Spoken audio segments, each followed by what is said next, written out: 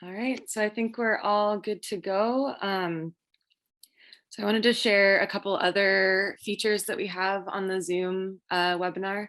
At the bottom, there is a chat button. So there's a chat where folks can put in comments.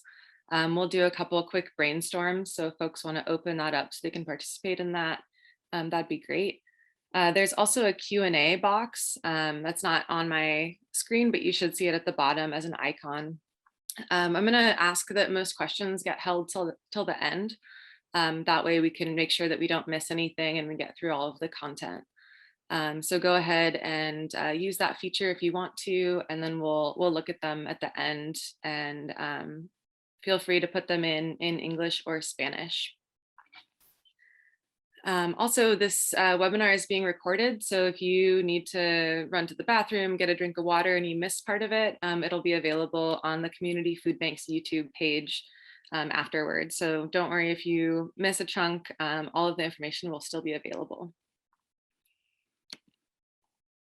All right, so with that, we're gonna hop in. Is the sound good? Can everybody hear me all right? Interpretation's all good as well?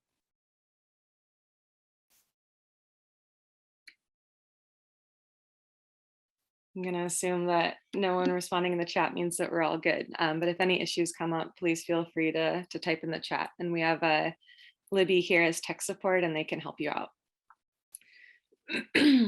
All right, looks like we're good to go. Okay, so the name of this workshop is Building Healthy Soils. It's being put on by the Community Food Bank's Farm and Garden program. My name is Paige Korich-Kleim. I'm a contractor at the Food Bank Garden in the Nuestra Tierra garden, which is the demonstration garden that's at the main food bank on Country Club.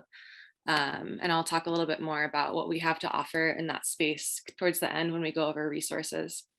But this is part of just our garden workshop series. We're still doing a lot on Zoom. We'll hopefully be doing more in person in the future.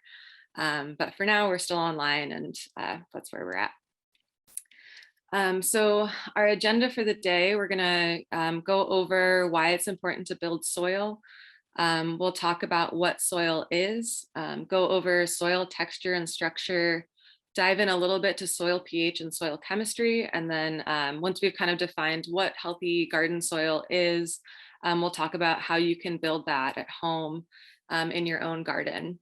And we'll talk about how to do that through compost, cover crops, no-till gardening, and different techniques. And then we'll end with sharing some resources and going over questions. So again, feel free to put questions in the Q&A, or if you want to put them in the chat, we'll just copy and paste them into the Q&A, and then we'll go over those at the end. So we'll start with why is it important to build soil? So soil is the second largest carbon reservoir in the world, second only to the ocean. There's 4 times more carbon in the soil than in trees and plants. And so it's a really important when addressing climate change and thinking about our carbon footprint. We're able to store a lot of carbon in the soil. And so building up that resource is extremely beneficial. In the last 40 years, a third of the world's farmland has been destroyed around the world.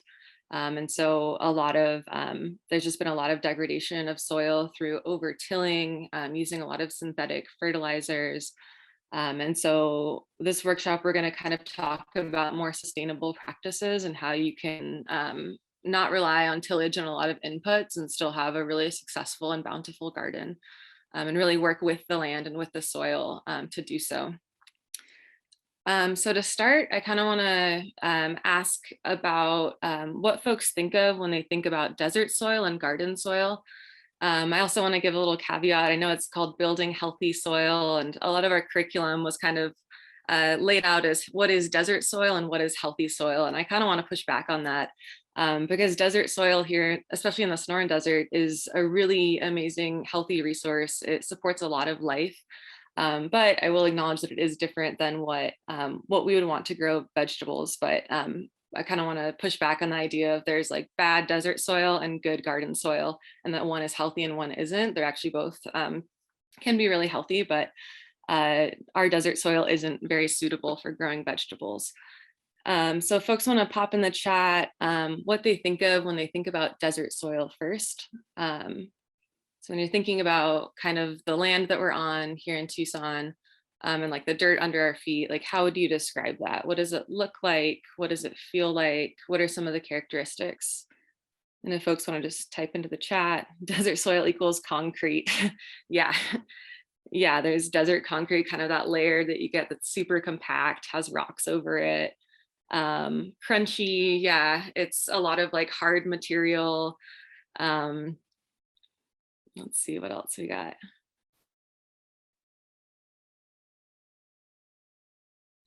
Well, yeah, those are great. Yeah, so it's really, really compact, crunchy, not really something that you'd probably want to grow plants in, or grow vegetables in, at least. When you all think of garden soil, what do you all think of?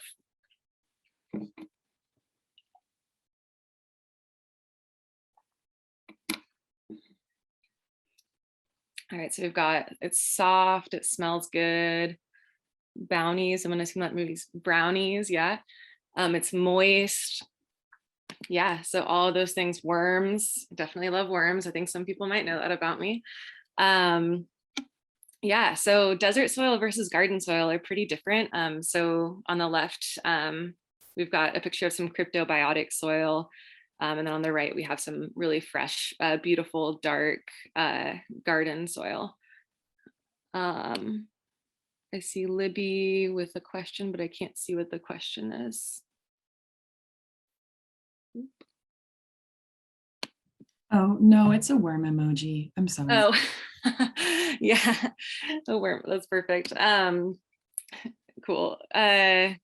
Yeah, so again, desert soil and garden soil both really do support life, but they are quite different. So here's kind of some things that define desert soils versus a healthy garden soil that we'd want to use for growing vegetables.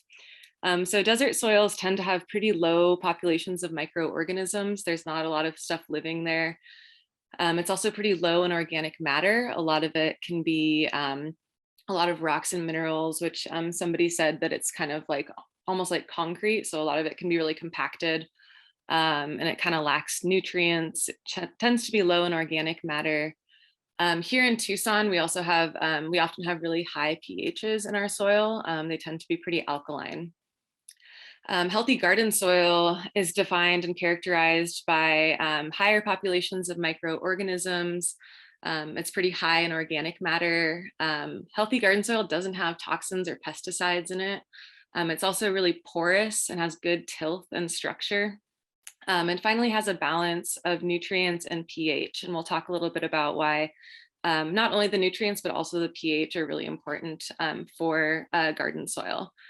But again, both types are really great, and both support really different types of life and can both be really healthy. They just are quite different things. And so we're going to be talking about how to move your desert soil to garden soil through amendments and different techniques. So what is soil? Average soil composition consists of about half solid parts and half pore space. That is a little different in the desert, and we'll talk about how to kind of break up that really compact soil. But the solid part of soil consists of mostly inorganic mineral material and then about 5% organic matter and microbes.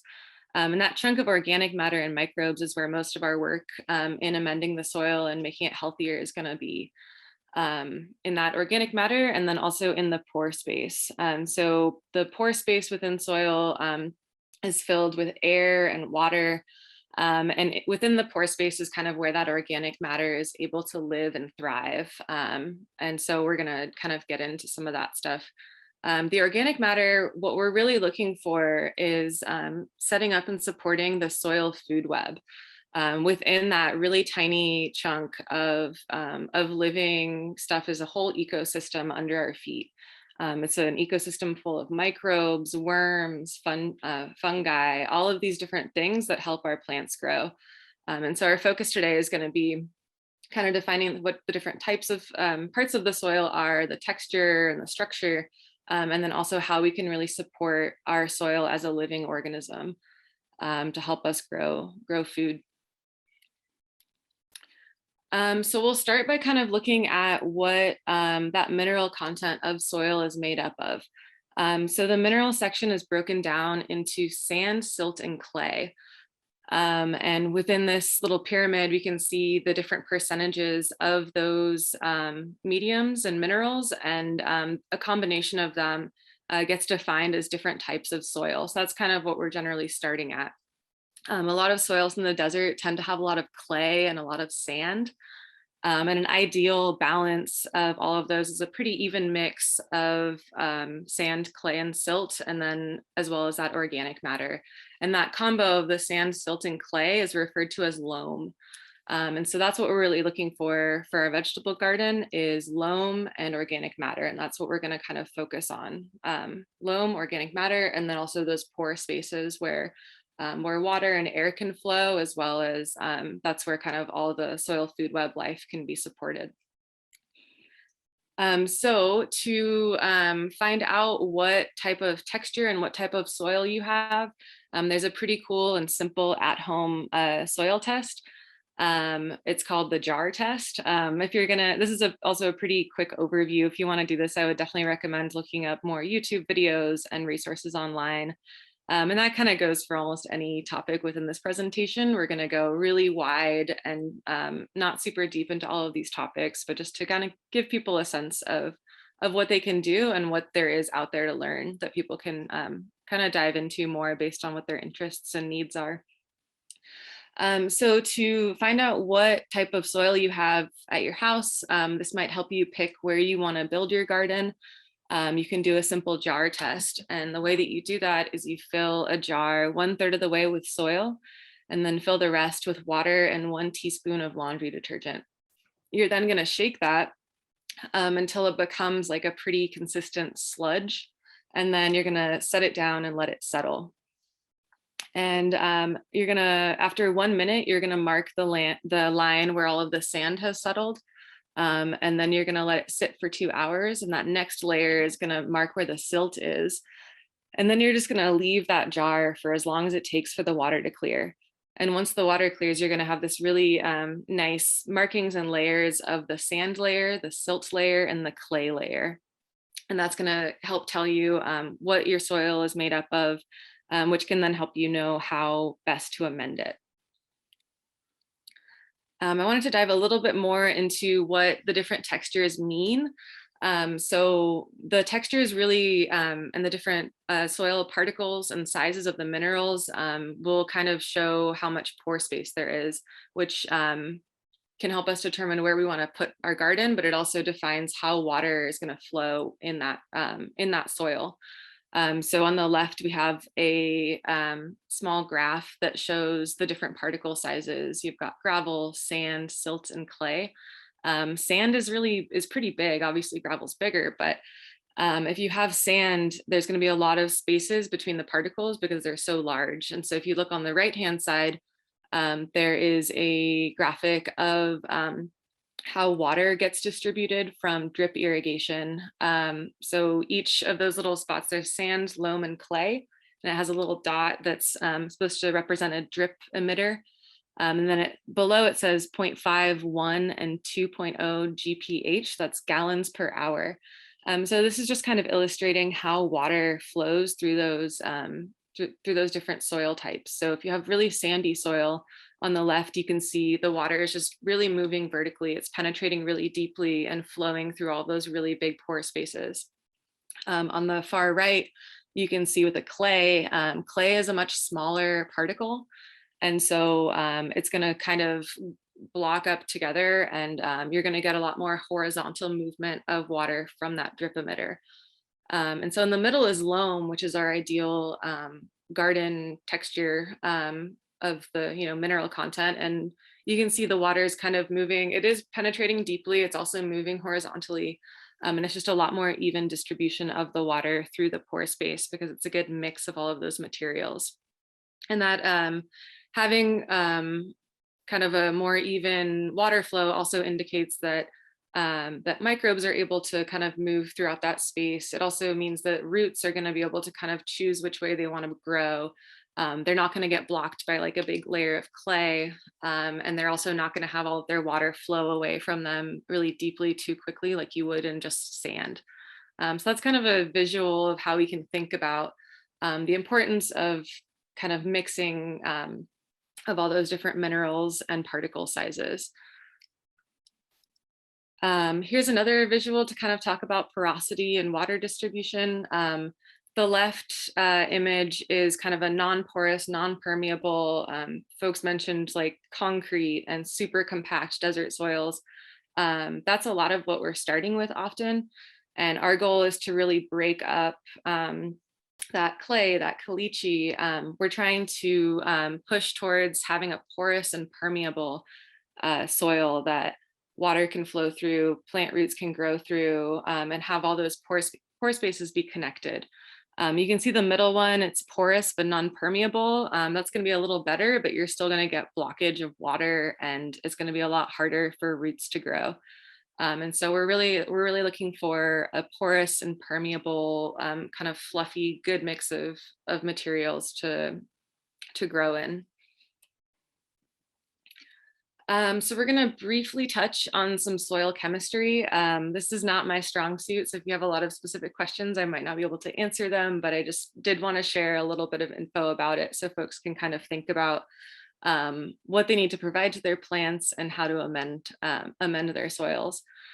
So this image shows the pH of it shows pH and then also how available at different pHs macronutrients are available to plants.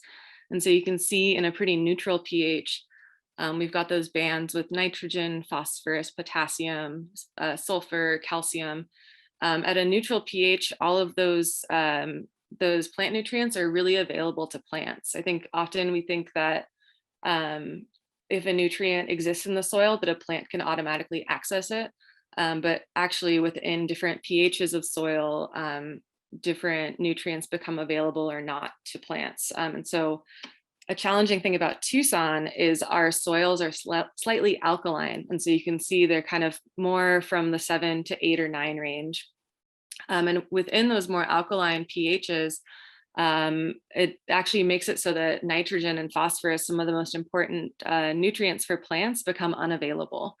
And so, desert soils, people think of really lacking in nutrients, and sometimes that's true, but sometimes there are nutrients there, but because of the pH, they're just not available to plants.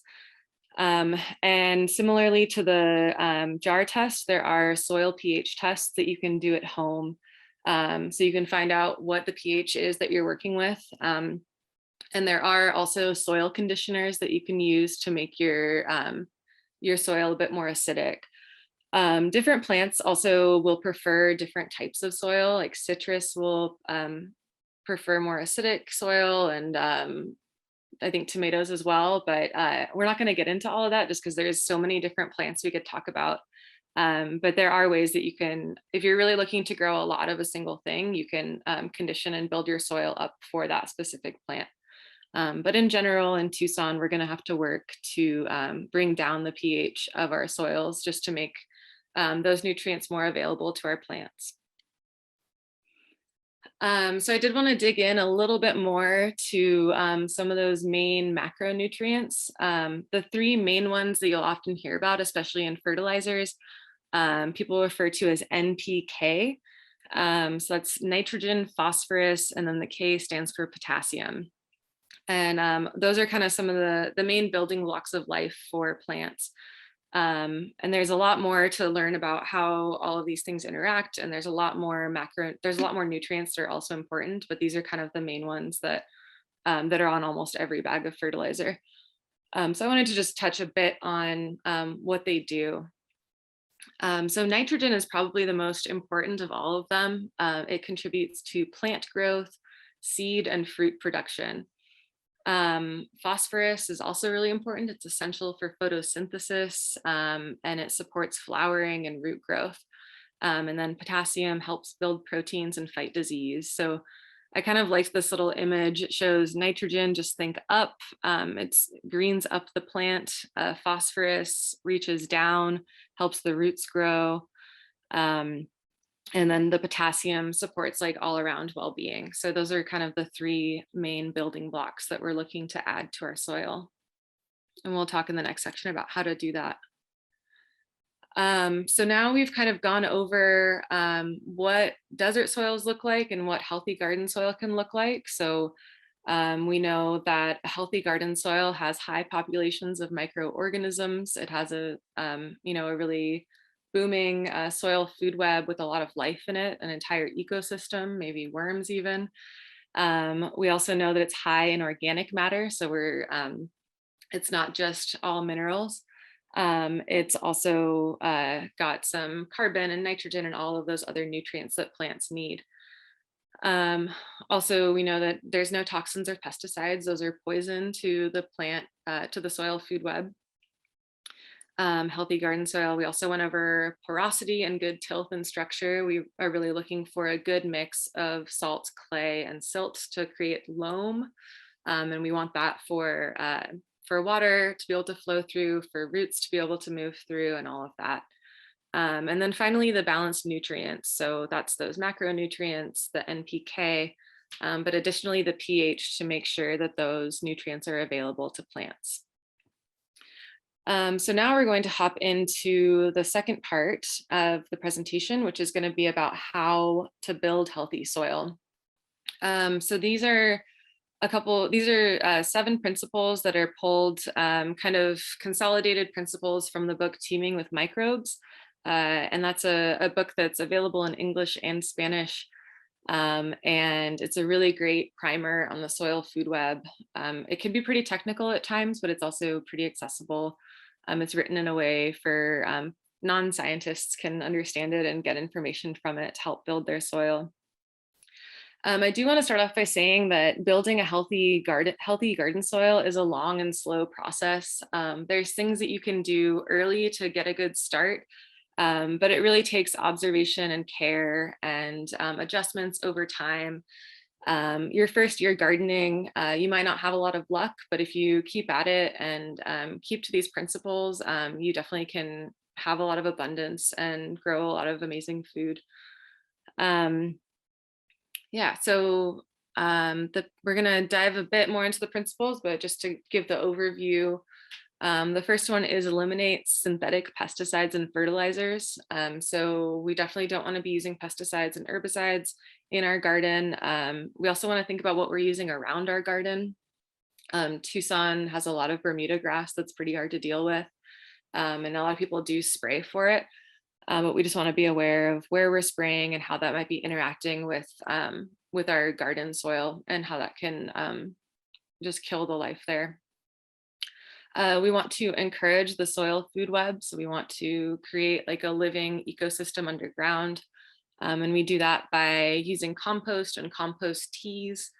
We also build our soil through mulches and cover crops, really kind of protecting our soil. We recommend doing a no or low till style of gardening. A lot of industrial agriculture uses consistent tilling, and that's part of why our farmland has become so degraded. It's because this food web, this entire ecosystem just gets chopped up every season, and that it creates a really big dependency on those synthetic fertilizers and inputs. But there's a better way to do it where we don't need to have as many inputs. However, there might be some times when you do need inputs, so you can use supplements if needed. And again, we're not going to go into if you have this plant disease, here's what you can do for it. There's just so many different combinations of what might be needed. And so we're just going over the principles here and then kind of showing what folks can seek out more information about. And then the final principle is grow roots, not plants. So if you take care of the soil food web and make sure that you're getting really deep, beautiful roots, your plants are going to grow themselves and they're going to be happy. But really focusing on the soil first is key. If you are having like pest issues or any like plant disease, always go to the soil first.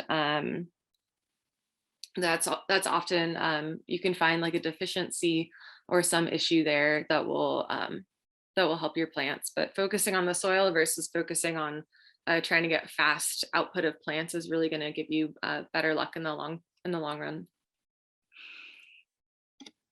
So we're gonna talk briefly about how to start a desert garden.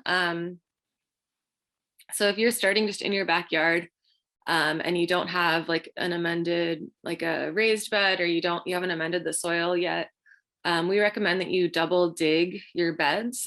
So what that looks like is digging out the top foot of soil, removing it from the area, and then digging down even more. And that's going to help you really break up that caliche. It's going to help you break through clay, and be able to amend that soil with compost. And we recommend doing 30 to 50% compost to get your garden started.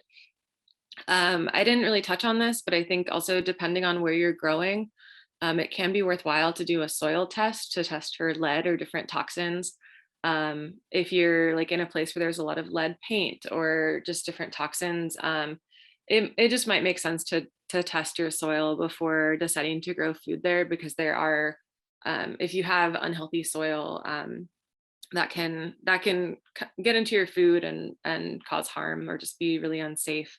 There are ways to amend soil that has lead poisoning in it. You can do it by growing sunflowers and then throwing those sunflowers away. But I would just be aware that that if you are in a place that was kind of toxic, I would be considerate and thoughtful about that before deciding to grow food there. You could also just do your garden in containers and not have it actually be touching the ground. But if you are going to do soil in ground, double dig the beds, replace it with 30 to 50% compost. That's going to just break it up and add a lot of pore space. And then start watering it before you plant. Just let the soil rest and let some of those microbes build up before you put the plants in, just so that there's life there to support it. The first year, also consider adding an organic fertilizer. Compost is a really amazing thing with a lot of nutrients, but they tend to be somewhat slow release. And so if you just amend with compost the first year, you might not have good plant growth. So you might want to consider adding an organic fertilizer. So again, we've talked a little bit about the soil food web. One way to support the soil food web is to avoid pesticides and herbicides. Those kill life in the soil, so just avoid them as much as you can. If you do get garden pests, there are a lot of organic ways to deal with them, such as neem oil. Sometimes like some biodegradable soapy water can get rid of pests, but definitely avoid pesticides and herbicides as much as possible. We've talked about compost. So when we talked about pH, NPK, and all of those things, the way that you can amend your soil and make it less alkaline and add those nutrients, the number one way we recommend to do that is by adding compost. If you start by amending with compost, it's going to just really set you up for success. And if you're only able to do one thing, making compost and adding compost to your garden is definitely it. So compost, to give it a definition, is organic decomposed material that can be added to soil to help plants grow. So it's kind of this dark, earthy, beautiful substance that's just full of life and microbes. And again, to start a new garden, we'd recommend adding 30 to 50%. If you already have a garden growing, you can top dress it, just adding a few inches on top of the garden bed before planting. And again, if you're able to add that a couple of weeks, a couple of months before planting, that's going to allow it to kind of be incorporated into the soil. If you're watering it, it's going to just distribute that organic matter and all of the microbes within your soil. And compost could be its entire own workshop. But one thing to know about it is that you can make bacterial or fungally dominated compost. And those tend to be used for different things. Most vegetable gardens, vegetables are going to prefer a bacterially dominated compost, and then trees and shrubs are going to prefer a fungally dominated compost.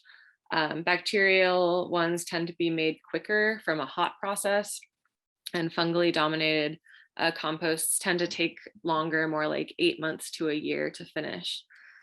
If you're making, you can buy bags of compost, or you can buy it by the yard in bulk, or you can make it at home. And we really recommend that people try to start a compost pile at home, because you can use just your food scraps and stuff that you already have. It can be a bit challenging in Tucson, just because of the heat and different factors. But to make a compost pile at home, you just need your fruit and vegetable scraps from your kitchen, and then a carbon source. Some people use straw, some people use um, maybe wood chips. Those might be a little too bulky. But whatever carbon source you can get, you'll want to add that to your food scraps and greens, to make a good blend. If you just put a bunch of food scraps in the yard and they're just out in the open, you're probably going to get a lot of pests. And also in the desert, a lot of it will just dry out. Um, you want to avoid meat and dairy. That stuff is also really likely to attract pests. If you have a large pile, like at my house, I do incorporate meat and dairy into it, but I have a pretty big pile that gets really hot, so I know that the pile can handle it. But if you're just doing small scale, you'll want to avoid those things because they likely won't break down. So I know everybody talks about greens and browns for compost, but especially in the desert, you can't forget the blue. So you need to water your compost to keep it alive and keep things breaking down in it. Otherwise, you're just kind of drying out the food and veggie scraps. I did also want to touch on what biodegradable versus what compostable means. Biodegradable just means that something is going to break down into a lot smaller pieces, and compostable means that it will actually break down into soil. So I would definitely not add anything that's biodegradable to your at-home compost pile. And then as far as compostable, like dishware, that can also be really challenging in a home system. I've also worked at like a large scale system compost facility, and a lot of the plastics that say they're compostable actually just don't break down there. So I think it's kind of a greenwashing marketing scheme, but just be aware that those products likely you won't be able to break down in your home compost pile. So once you have your greens and browns and you're watering it, it takes about 3 months to a year to have a stable cured compost, which means that you would be able to incorporate it into your soil. If you're just top dressing, your compost doesn't need to be fully finished and cured. But if you are mixing it in and you're going to have roots growing into it, you really don't want your soil to reheat in ground. And you don't want a ton of stuff breaking down because it can actually pull oxygen away from your roots. I amended a section of my garden bed last season, and we put in a bunch of compost that I think wasn't fully finished, and in ground it actually reheated. And so we didn't really have good luck that season with our garden bed because I think the compost just wasn't fully cured and ready. And so it was definitely a challenge, and I'm hoping this season will do better. But you just really want to make sure that your compost is fully composted, stable, and cured before incorporating it deep into your soil. There are definitely a lot of opinions about compost, doing it at home and what to buy.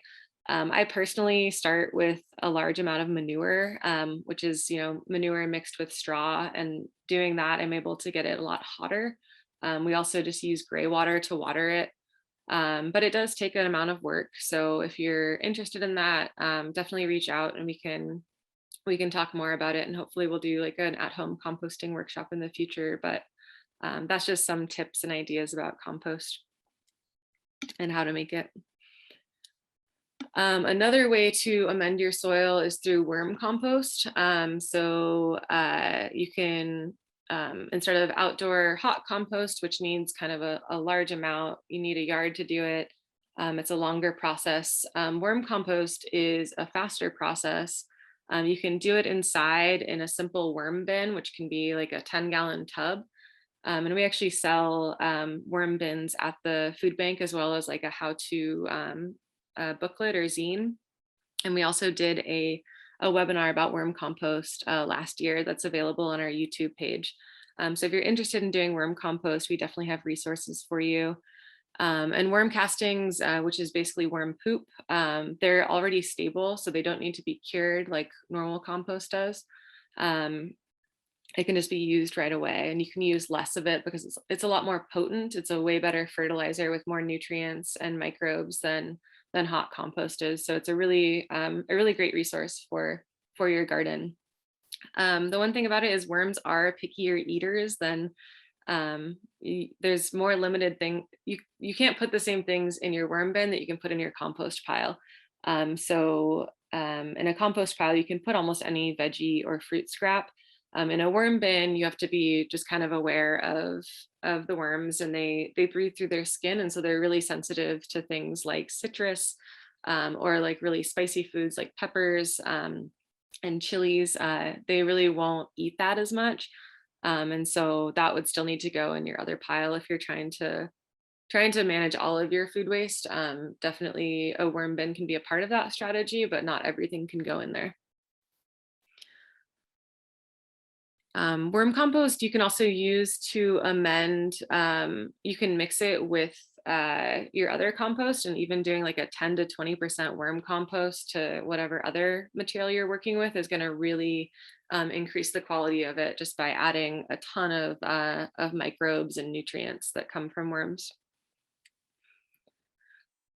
Another way to build up the soil food web, especially if you're not producing a ton of compost, is you can kind of amplify those microbes and grow more by making aerated compost tea. And what that does is the way that you make it is you essentially put an amount of compost in like a nylon stocking, almost like a giant tea bag in a bucket. It needs to be in water that's dechlorinated. And then you add something that those microbes want to consume, like sugar or molasses. And then you aerate that water, um, get it anaerobic, and you can just multiply those bacteria or fungi. And then you'll want to kind of let it brew for 24 hours or longer. And once you have that liquid, you can water it onto the soil or also spray it on your plant leaves. And that can help with pests, and it just adds a lot of really positive, good, like it's almost like a probiotic for your soil. Some people will get a worm bin that has like a spigot at the bottom, or they'll have like a double bin and there's like liquid coming out of the bottom. Like it's too wet and there's just liquid coming off. That is leachate. That is not compost tea. And that is likely has alcohols in it. And if you're getting leachate from like a traditional compost pile that has manure in it, that leachate might have things like E. coli on it. And so be really aware that just any liquid coming off of a compost pile is not compost tea. Compost tea needs to be brewed and aerated in a really specific way to be beneficial. But if you're into this, definitely look up way more information. There's a ton to learn. You can do it with bacterial or fungal dominated compost, and just grow a lot of microbes and use that to inoculate your soil. And that can be really beneficial for just helping life flourish there and help your plants. Another thing we touched on in how to build healthy soil is mulching. So because we are in the desert, the sun kind of beating down on our soil creates a lot of evaporation, kind of takes away some of that life. But by mulching, we can cover that soil, make sure it's protected, and also be actively adding carbon and organic matter and biomass to our soil. So we recommend, if you have trees and shrubs, you can mulch those with wood chips. If you want to mulch around your garden bed just to kind of prevent evaporation and protect the soil, we recommend alfalfa hay. Alfalfa hay is green. It has nitrogen in it, which we already talked about plants needing to grow. And it's really beneficial. We recommend avoiding straw. Straw is a natural material. It's the kind of leftover substance from harvesting grain, but it doesn't break down as easily as alfalfa, so you're not really incorporating it into your soil. And it can also have weed seeds in it. So if you're gonna mulch your garden beds, we would definitely recommend alfalfa. Leave the leaves. So some places will kind of sweep up all the leaves from underneath trees. Don't do that. Let them be, let them break down into the soil. They'll kind of, you can just allow the tree to kind of self-fertilize and just like support itself and protect its own soil. And then finally, we recommend for mulches that you use biological mulches, not geological mulches. There are rock mulches out there that will cover the soil and protect it from the sun, but you're not adding any carbon to the soil, and they tend to get really hot. And so we would just recommend that people use mulches, especially in Tucson with kind of the urban heat effect, making it so that the surfaces of the soil or the surfaces of the ground is not concrete or asphalt or rocks, can really on a wider level, it actually can help cool entire neighborhoods if you switch out from concrete and rocks to mulches. It can have a really drastic effect on the climate and like on the microclimate in that area, which can also help with your heating and cooling costs at home. Um, All right. So another way to build soil is through cover crops. So this is kind of a cool combination of compost and mulches. You're basically growing a mulch right there. So with cover crops, basically you would be choosing one season to instead of planting a food crop, you would grow a cover crop instead. And instead of growing food, you'd be basically growing food for us, you're growing food for the soil. And so mostly a lot of cover crops are legumes.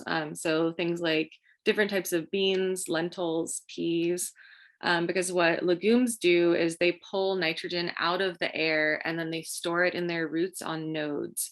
And so you can see this image on the left. There's a picture of a plant and its root systems with little white kind of nodes on there. And that's actually where the nitrogen is being stored. And so with a cover crop, you would plant it and water it like a food crop. And then once it's mature, you would just cut it at ground level, leave the roots in. About 90% of the soil food web lives around the roots. And so if you're pulling roots out of your garden, you're actually just destroying the soil food web in that area. So chop the cover crop at ground level, and then all of the biomass, like all of the top plant, you can just chop into smaller pieces and leave on top, and you've basically just grown your own mulch, and you're adding biomass and plant matter to build up your soil. And there's you can also use, so there's legumes, there's also vetch, alfalfa, clover, oat, sesbania. And there's also some soil builder seed blends that you can purchase that have like a really good blend of all of those things. But yeah, make sure you're not pulling out the roots. You just want to chop it at the soil level and then let it sit. All right. And so the other thing that we mentioned earlier was no or low till. So at the food bank garden, we do a no-till practice. And so we mulch the beds with alfalfa. And then if we're going to have a season where we're not planting, we tend to cover the bed with cardboard to keep the weeds down. And last fall, I uncovered one of the beds that we'd let rest for a few months. And I raked back some mulch and then pulled back this big piece of cardboard to reveal the garden bed.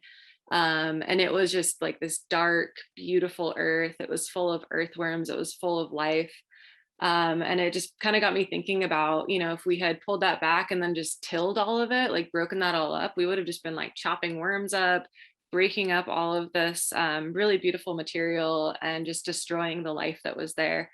And so we definitely recommend doing no-till. It leaves the soil food intact. You can see on the left, this is an image of what a cross section of soil looks like in intensive tillage, like on a large scale farm, and then long-term no-till. And you can see like If you're doing tillage, you might get some area that's kind of broken up, but then right below it, there's a really compacted area called the plow pan. And so that's kind of, the roots can't get past that. Sometimes it also will collect water and create root rot if it's too wet down there.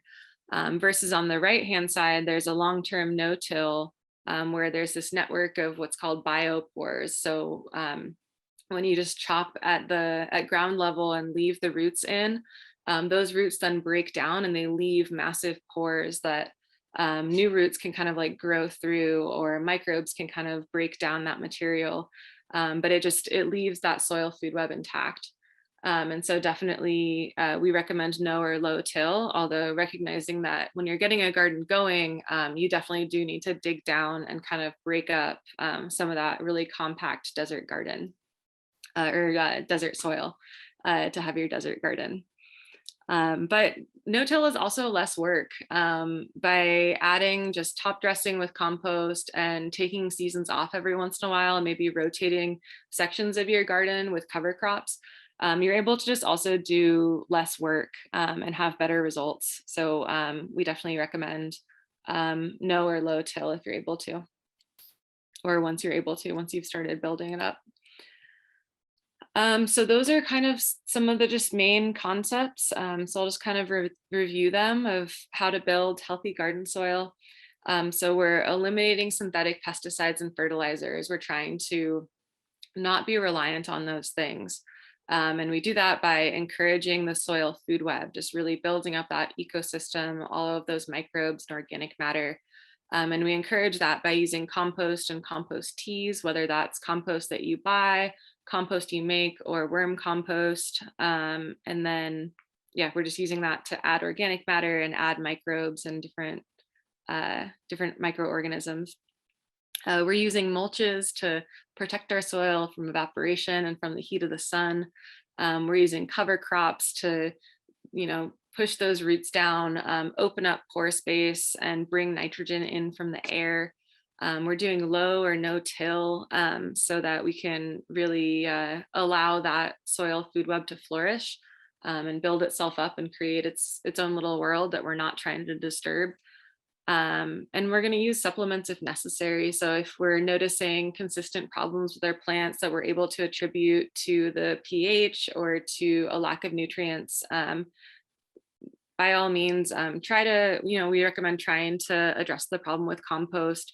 But if you have to, there are organic amendments out there that you can get at like Eco Grow or different places. And a lot of those folks are really knowledgeable. And we focus on growing roots, not plants. So focusing on that soil food web. This image on the right, you can see there's the plant roots, and then there's all of these mycelium and fungi kind of coming off of it. So if you build a healthy soil food web, those microbes really kind of facilitate the plant's uptake of different nutrients. They convert the nutrients into something the plants can get. And plants are able to kind of communicate with each other as well and get the nutrients they need. So our job is really just to steward the soil and make it a place where the plants can just kind of do their thing and thrive. So that's kind of that's the presentation. Yeah, we went over what desert soil is like and how to convert it into healthy soil and how to maintain your soil and some of those concepts. I did want to put up these resources. So that book, Teaming with Microbes, that I referenced earlier, is a great resource. The kind of concepts that we introduced are based on their 19 rules for maintaining the soil food web. And those are all in that book. You can also find them online, and there's a lot of like webinars and videos that you can find from the author and just about these concepts of how to really, team up with microbes. There are additional books called Teaming with Nutrients and Teaming with Fungi. And those are also really good for just learning more about the soil food web and how to support it. And then also we over at the Nuestra Tierra Garden are there on Wednesdays and Saturday mornings. And I mentioned earlier, we sell low-cost garden supplies. We offer workshops. We also are always looking for volunteers. And we're a part of the food bank working on food security. So we want to be just a resource for folks in the community that want to learn how to garden.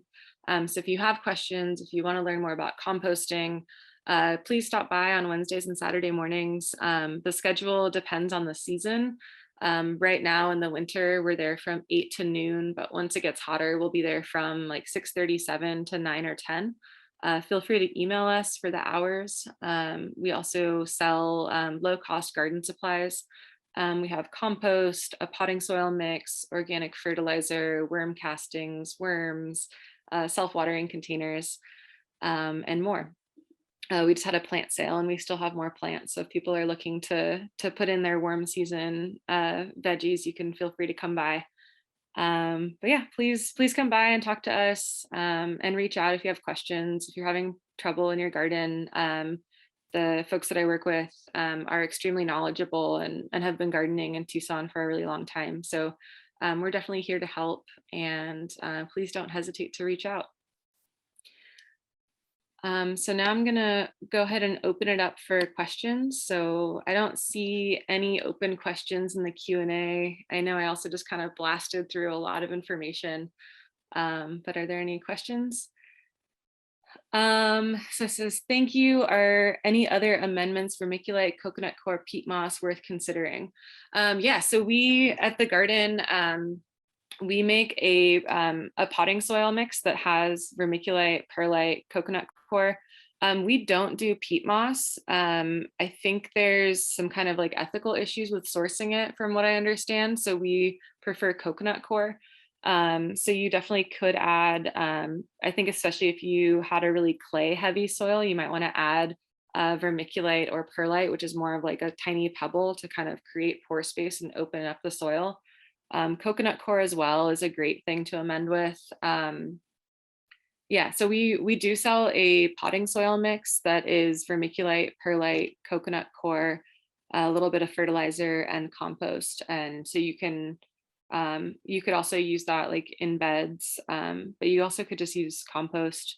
I think it would really depend on what you're growing, and but yeah, those are definitely all worth considering.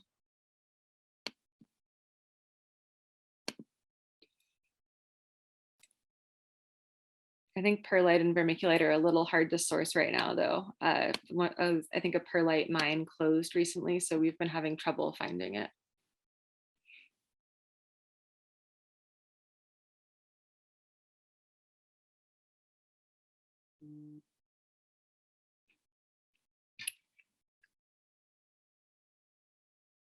What other questions do we have?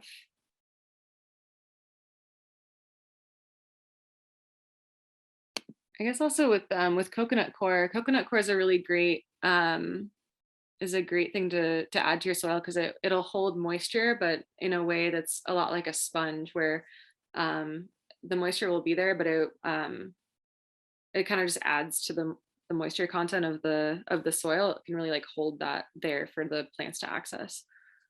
Let's see. To clarify on the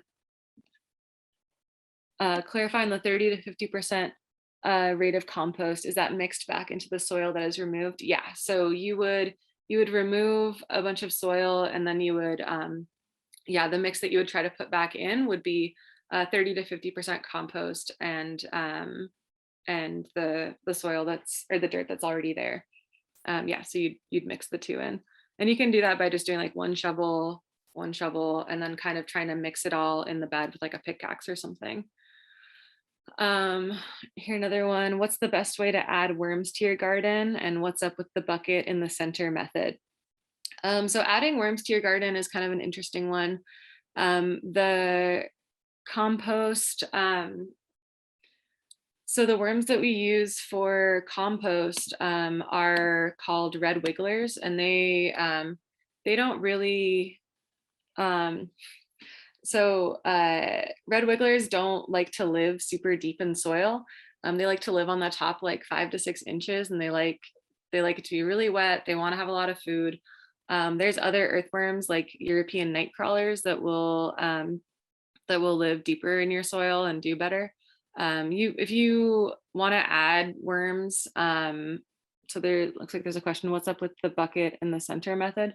I think that's referencing a thing called a worm tower, where you can put like cut the bottom out of a bucket and cut holes all around it. And then you put that into your garden, and then you put food scraps in that bucket. And ideally the worms will kind of move in there to eat it, and then kind of go out into your garden and move around. So you can try that. I haven't actually done it. I've added red wigglers to my garden, but a lot of them I think didn't survive. Um, but I have seen folks in Tucson that are watering pretty regularly and had night crawlers get added, like have them do pretty well because they go down a little deeper and are more of an earthworm. How do you know when a compost pile is cured and ready to use to amend the soil? That's kind of a tricky one. People have different thoughts on it of how long you want to cure your compost for. The kind of rule of thumb that I've heard is a cured stable compost pile will not reheat when you turn it and water it. So if you have if you're starting with a cubic yard, that pile can get up to 130 to 160 degrees. And that'll help it break down and build up a bunch of like thermophilic microbes. Um, and as you kind of turn your compost, that will like re-encourage those populations to spike again, because you're adding air, water, and just kind of mixing stuff around. But you know that your pile is cured when it doesn't reheat. You can also use time as a measurement. So if you just kind of let it sit and keep it moist for like 6 months, that's probably going to be good enough. But we've been buying compost that then gets delivered and like reheats. And so I've kind of been unsure if it was like fully cured and processed. I think it might not have been. But usually reheating is the way that you know that, or a lack of reheating is how you would know that a compost pile is cured and ready to go. And I mentioned the bacterial and fungally dominant compost piles or composts. Bacterially dominant are a lot faster of a process, and if you want like a long fungally dominated compost pile, it's going to take like more like 8 months to a year. You also don't want to turn it as much, because when you turn it, it kind of breaks up all of the mycelium and the fungal content. It kind of likes to build out a network and not be broken up. There's a couple different like methods too that we've been trying out at the garden. There's one called a Johnson Sioux bioreactor, where we've built like this kind of 6-foot tall tower that we put perforated pipes in, and we then filled it with material to break down. And so that system, we're not turning it at all. We're just encouraging airflow, and then we've also actually added worms to it. And so there's a lot of different methods you can use at home depending on how much material you have.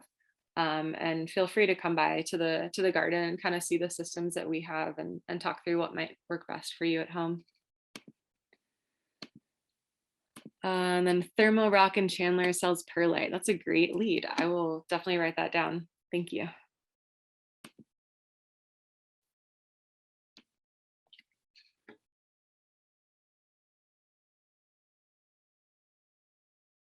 What's your favorite compost fact?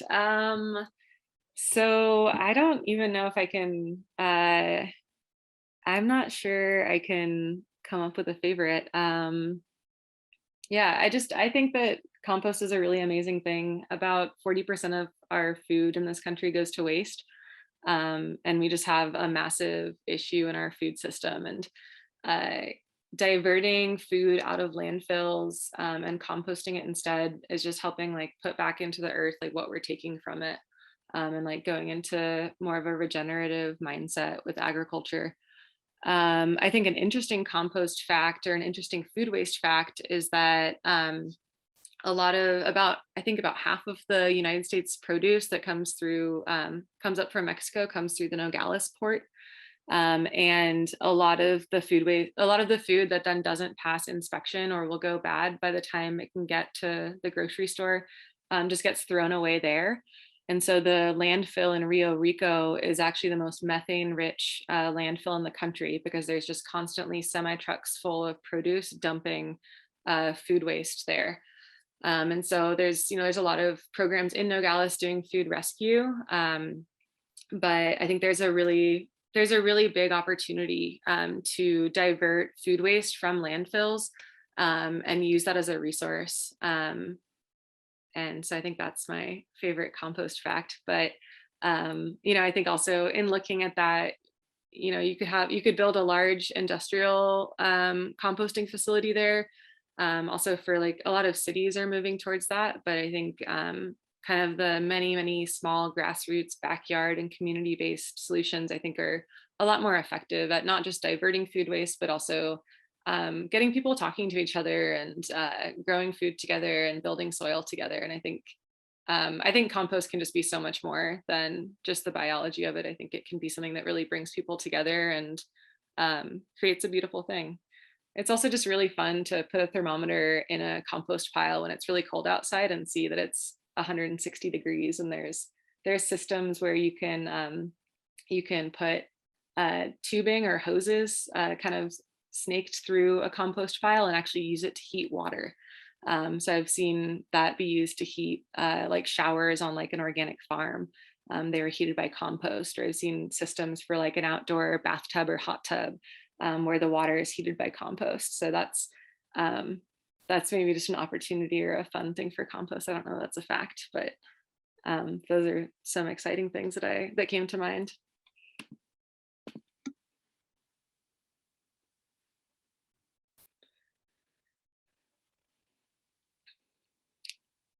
Let's see, what other questions do we have?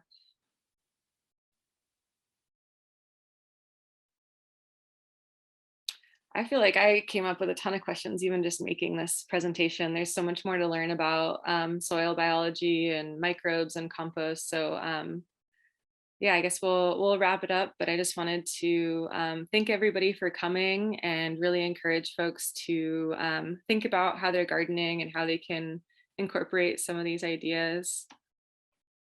Lab much lacto. I'm not sure I understand that question.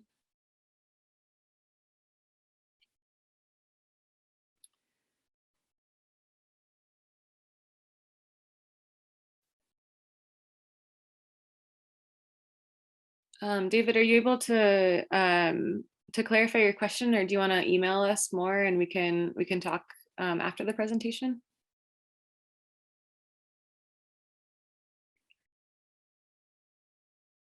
Again, our email is right there at the bottom. It's garden@communityfoodbank.org. Feel free to reach out to us and yeah, just consider what you're able to do in your garden at home and use these principles and just help build up our soils.